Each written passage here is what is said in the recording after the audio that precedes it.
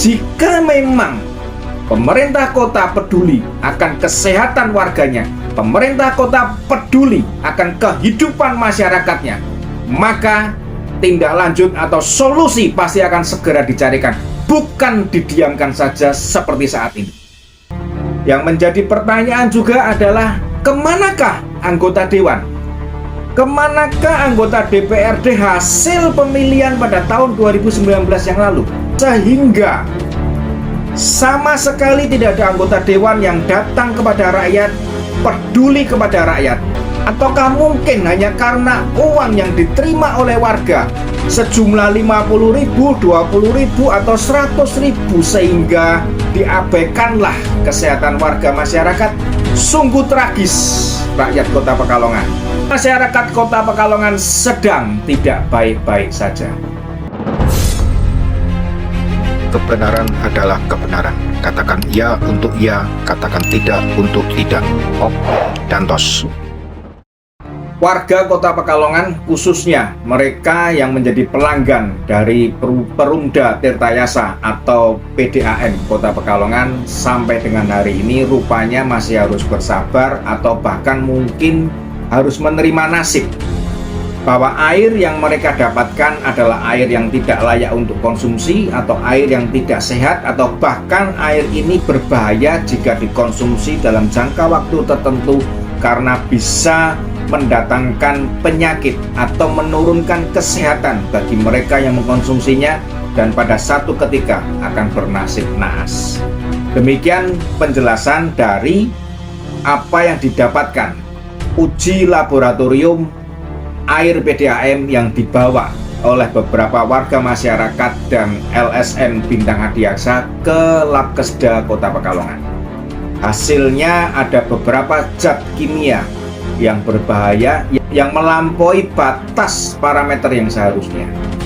Sobat-sobatku semuanya, sampai dengan hari ini menurut Ketua LSM Bintang Adiaksa, pemerintah kota ataupun dinas terkait belum mengambil tindakan yang berarti untuk mencarikan solusi kepada rakyat yang menjadi pelanggan dari PDAM.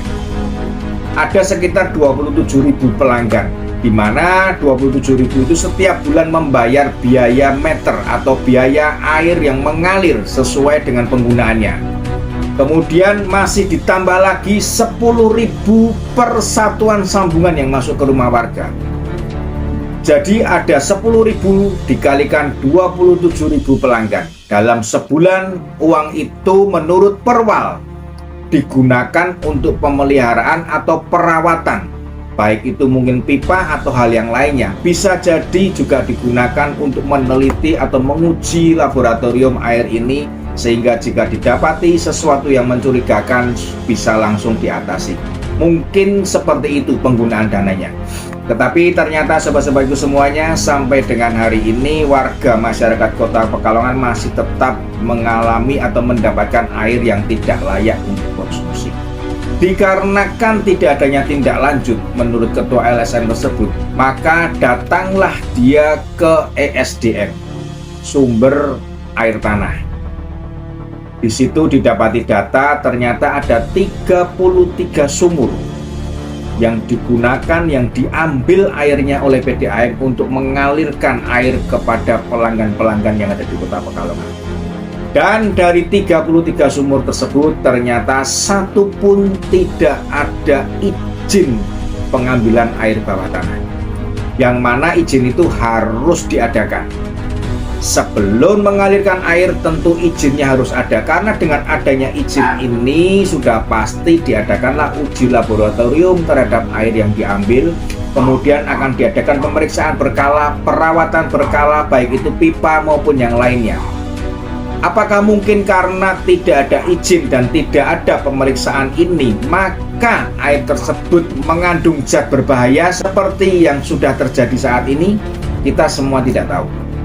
Sobat-sobatku semuanya, kita semua sebetulnya kepingin tahu seperti apa tindak lanjutnya.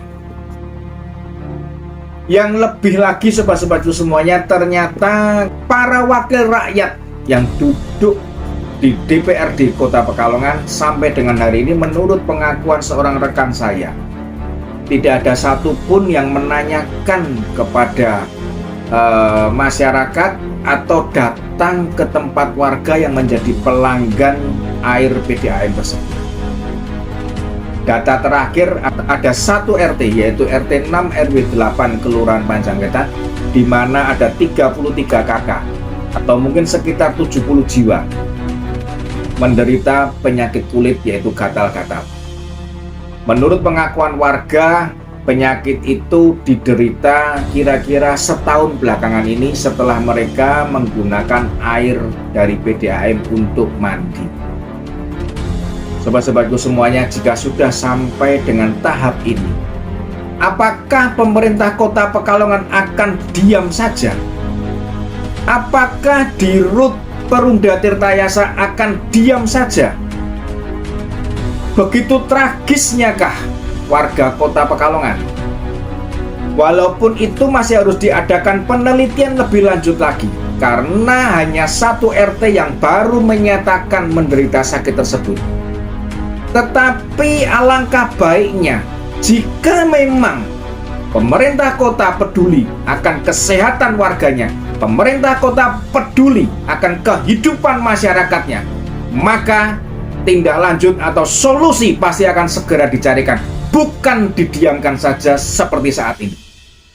Dan sobat-sobatku semuanya, yang menjadi pertanyaan juga adalah kemanakah anggota dewan?